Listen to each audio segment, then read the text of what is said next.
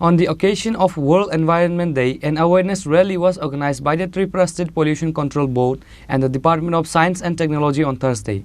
The rally was inaugurated by Forest Minister Animesh Debbarma. Tripura Pollution Board and Department of Science and Technology organized a colorful procession on the occasion of World Environment Day.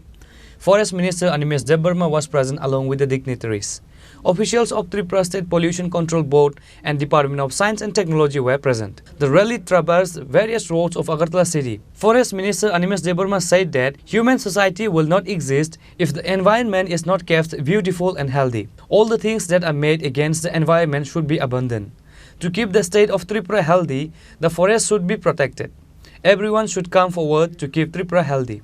Minister Animesh Debbarma urged everyone to plant trees. আজকে বিশ্ব পরিবেশ দিবস উপলক্ষে রাজ্যের সকলকে আমি আন্তরিক শুভেচ্ছা জানাই এবং এই দিবস উপলক্ষেই আমাদের একটা সুযোগ থাকে যে পরিবেশ জিনিসটা কি সাধারণ মানুষের কাছে সচেতনতা নিয়ে যাওয়া এবং আমরা সবাই জানি যে পরিবেশকে যদি আমরা সুন্দর এবং সুস্থ না রাখি মানব সমাজটাই থাকবে না। গাছপালা যেমন লাগাতে হবে, অক্সিজেন বৃদ্ধি করতে হবে, তেমনি আমাদের প্লাস্টিক বর্জন করতে হবে, যে সমস্ত জিনিস ইকো ফ্রেন্ডলি না, পরিবেশের বিরুদ্ধে যে সমস্ত জিনিস আমরা তৈরি করে থাকি সেটাকে আমাদের বর্জন করতে হবে।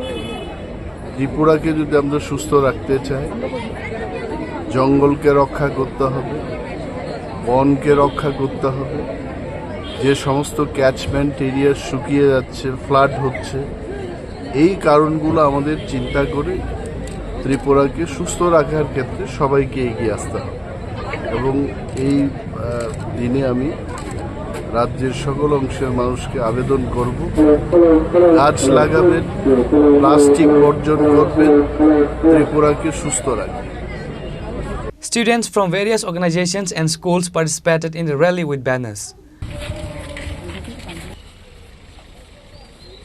Reported by Amit from Agartala, Chini Khorang.